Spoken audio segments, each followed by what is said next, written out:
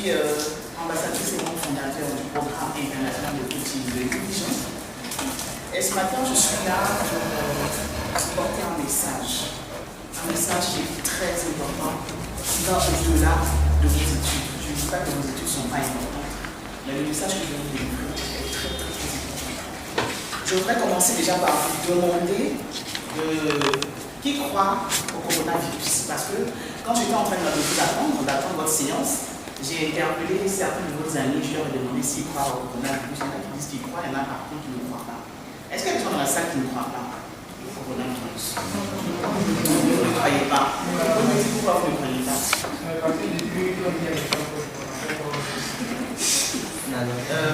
Qui ne croit pas aussi?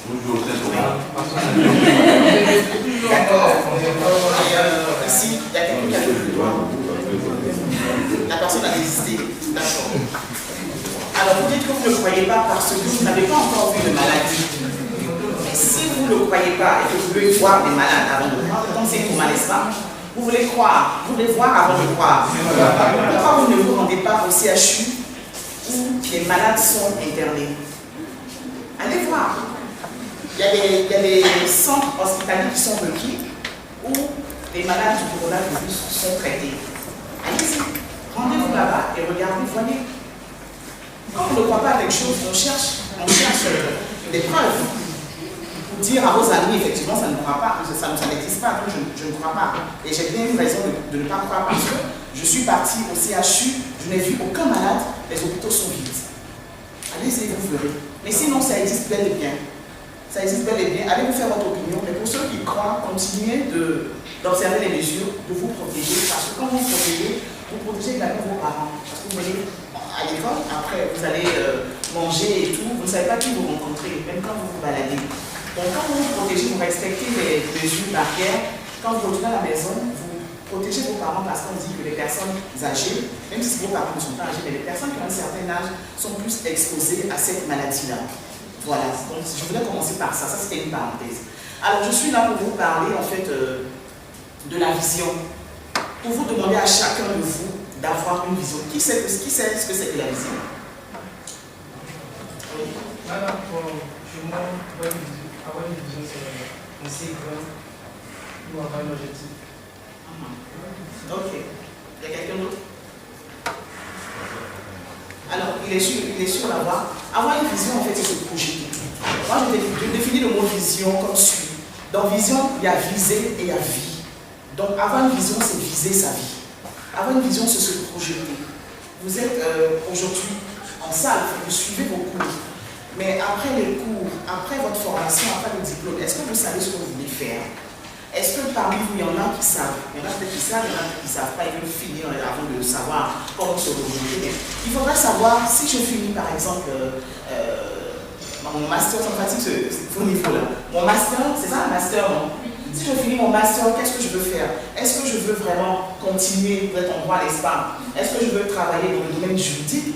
Ou alors, est-ce que je peux, selon mes compétences, m'orienter ailleurs? C'est ça qu'il faut savoir. Est-ce que plus tard, j'ai envie de me marier? Est-ce que plus tard, j'ai envie d'avoir des enfants, j'ai envie d'être célibataire? Il faut se projeter, il faut regarder, il faut viser, donc il faut regarder plus loin que ce qu'on fait actuellement. C'est ça avoir une vision, c'est rêver. On dit qu'avant d'avoir réalisé quelque chose, il faut d'abord l'avoir rêvé. Si tu as pensé à quelque chose, en voulant le réaliser, tu sauras quels sont les instruments dont tu as besoin pour réaliser cette chose. Effectivement, quand tu veux par exemple construire un bateau, je prends cet exemple, si tu veux construire un bateau, tu ne vas pas tout de suite aller chercher du bois, les clous pour commencer à construire le bateau. Quand tu as une vision, si tu vas construire un bateau, tu vas demander à quoi ça va servir. Si c'est pour emmener les gens en croisière, tu vas d'abord créer le besoin. Tu vas créer le besoin auprès des personnes pour susciter le besoin. Quand le besoin, la clientèle est là, tu construis ton bateau. Une fois que tu as fini de construire ton bateau, la clientèle est là, ton business commence, tu commences déjà à emmener les gens en croisière et ça tourne. Mais si tu finis d'abord de construire ton bateau et puis après, tu attends de savoir, bon, j'ai fini de construire le bateau, qu'est-ce que je fais? Généralement, c'est ce qu'on fait. Quand on va à l'école, on dit, mon objectif c'est de finir les études, de valider les diplômes. Quand tu veux valider, maintenant, quand tu veux faire, tu cherches du travail, est-ce qu'il y a du travail? On a toujours parlé des jeunes. Alors que vous, jeunes, étudiants, vous pouvez déjà, en étant 3 ou 4, en vous mettant en groupe, monter une entreprise. Si par exemple, il y a un qui est en droit, un autre qui est en marketing, un autre qui est en comptabilité, ça crée une entreprise, ça. vous mettez ensemble, vous formez une entreprise et puis vous démarchez les gens. Vous démarchez des personnes qui ont besoin de vos services. Vous pouvez constituer par exemple la force de vente de quelqu'un pour ceux qui sont en marketing.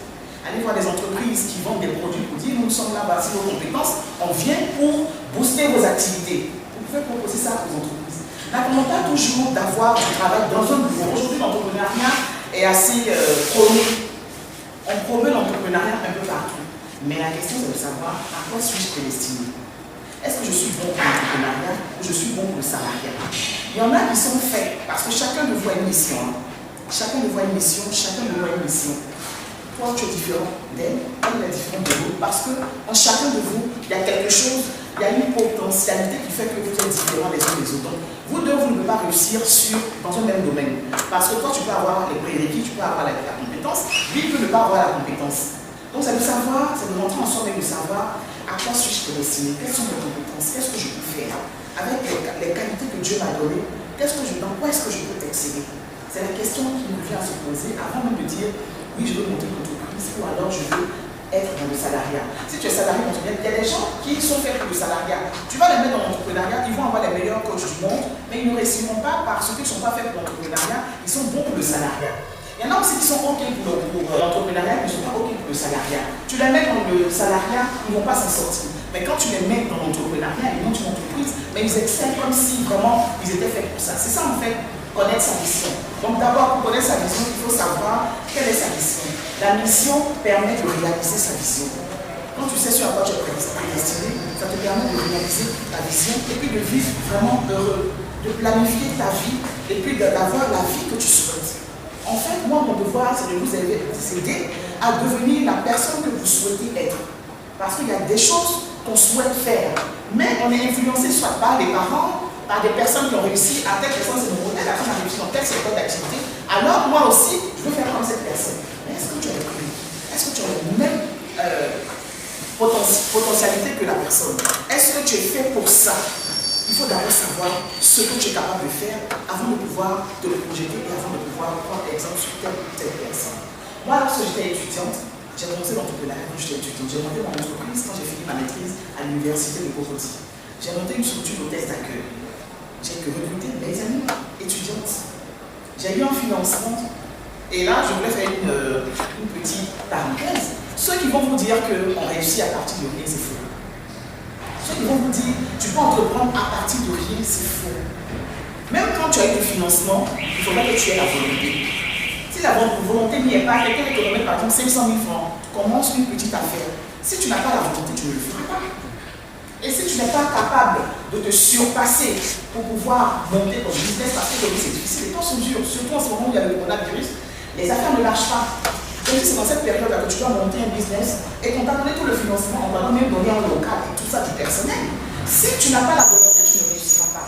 Donc déjà, on ne réussit pas quelque chose à partir de rien. Il y a toujours un effort, il y a toujours quelque chose qu'il faut pour démarrer. Et quand moi j'ai commencé, j'ai eu un bienfaiteur qui m'a remis 150 000 francs à l'époque, dans les années 2004. Et je suis allée pour les tenues des hôtesses, parce que la première, qu'est-ce qui a suscité cette envie? J'ai assisté au salon au marché des assurances, banques et établissements financiers à l'Ivoire. J'étais étudiante, je suis partie voir comment ça se passe, de quoi on parle là-bas et tout. J'ai rencontré les personnes. Quand je vois les filles qui sont habillées des hôtesses, je dis bon, aujourd'hui je suis venue en tant que visiteur, mais la prochaine fois quand je reviendrai dans ce salon, au MADEF était la régie, quand je reviendrai dans ce marché des assurances, banques et établissements financiers, il faut que je revienne en tant qu'entrepreneur. L'année que j'avais déjà tissé les contacts, j'ai pris contact avec les organisateurs et tout ça. Quand j'ai fini de monter pour des tenues de filles, j'ai recruté mes copines, mes petites soeurs, les petites soeurs à mes copines et tout ça sur le campus. J'ai contacté les organisateurs, j'ai dit, bon, moi j'ai une structure de accueil. Pour le prochain rappel, je souhaiterais vous proposer des services. J'ai vendu mon affaire. Pourtant, ils avaient déjà des structures d'hôtels d'accueil avec lesquelles ils travaillaient. J'ai vendu mon affaire et ils m'ont dit, ok, Béni, il n'y a pas de souci. L'édition suivante, l'année prochaine, j'étais sur le MABEF, mais en tant que responsable de la structure d'accueil qui faisait l'accueil au MABEF. Pour vous dire tout simplement que l'entrepreneuriat, on n'a pas besoin d'attendre avant de pouvoir se lancer. Étant étudiant, je l'ai fait, ça veut dire que vous pouvez le faire. Mais je n'ai pas dit d'abandonner vos études pour aller entreprendre. Il y a deux tableaux. Il y a l'entrepreneuriat et il y a le salariat. Il y en a qui doivent savoir s'ils sont bons pour l'entrepreneuriat et plutôt sur le salariat. Mais ce que je veux vous dire, ce qui est plus important, c'est la volonté. Il faut d'abord avoir la volonté. Parce que si tu as la volonté d'avoir la vie que tu veux, tu mettrais tous les moyens en œuvre pour pouvoir réaliser cette vie-là. Et c'est ce message-là que je suis venu vous porter. Moi, j'ai eu besoin de faire cette tournée dans les écoles parce que cette année, j'ai eu 40 ans. J'ai eu 40 ans le 6 février dernier. Et tout le monde entier était en quarantaine à cause de la crise sanitaire. Alors, je ne me suis pas dit, ah, mais la crise a bloqué mes activités, je ne peux rien faire. Je me suis dit au contraire. Si cette crise-là a lieu pendant que moi j'ai 40 ans, ça arrive et cette coïncidence n'est pas fortuite, alors j'ai quelque chose à faire. J'ai ma pierre à apporter à l'édifice. C'est ça ma mission. De venir vous aider à être la personne que vous rêvez d'être. De venir vous aider à penser, à viser, à vous projeter dans la vie que vous souhaitez avoir plus tard. Mais ça se fait maintenant. Comme j'ai ma vie, j'ai une citation qui dit: le bonheur, c'est maintenant qu'on le prépare. Ce n'est pas un achat qu'on fait en ligne et qu'on reçoit à la retraite. Parce qu'il y en a, par exemple, qui n'ont pas eu cette chance-là d'avoir des personnes pour leur parler de ça, et puis qui sont orientés dans un secteur d'activité qui n'était pas le leur. Donc, ils ont travaillé par dépit. Et c'est ce qu'on appelle des postes alimentaires. Je travaille parce que ça me permet de payer mes charges. Et quand je reçois mon salaire et que j'enlève toutes les charges, je n'ai plus rien pour vivre. C'est ça un poste alimentaire. Donc je suis là, je travaille parce que ça me permet de suivre, mais pas de vivre, ça me permet d'exister. Parce que vivre, c'est vivre dans l'abondance concrète, dans ce qu'on souhaite faire. Et donc ces personnes ont attendu à la retraite, qu'elles sont parties à la retraite à 55 ans, 60 ans.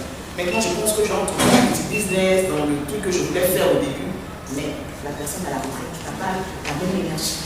Cette jeunesse que tu avais dans les idées, et même physiquement, tu ne l'as plus. Donc tu ne peux pas forcément réussir dans ce que tu veux faire à la retraite. Alors c'est maintenant. Je suis venu vous dire que votre bonheur, c'est maintenant que vous devez le préparer. C'est maintenant que vous devez prendre vos vies au sérieux. Que ce soit les hommes ou les femmes. Aujourd'hui, il y a des femmes, il y a des hommes qui font souffrir les femmes dans les foyers. Ça commence maintenant. Vous les jeunes là. Ça commence maintenant. Vous devez avoir des valeurs.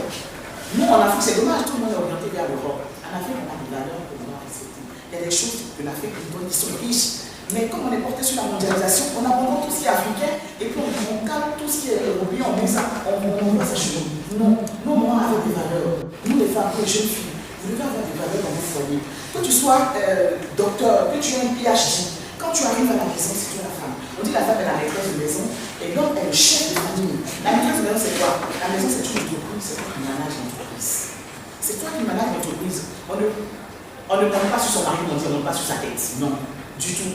Que tu sois médecin, que tu sois machin, que ton mari a un niveau minime que toi, tu dois le respecter. C'est ça qui est le plus important. Ce sont ces valeurs qu'on ne nous apprend pas. Ni à l'école, ni nos parents ont démissionné aussi, ne nous apprennent pas ces valeurs. Mais c'est l'école de la vie qui nous apprend ça. C'est pourquoi nous sommes là, justement, pour vous inviter ces valeurs, pour vous pousser, pour vous aider, pour vous dire les jeunes, allez-y. Ne passez pas toute la journée sur Facebook à ne rien faire.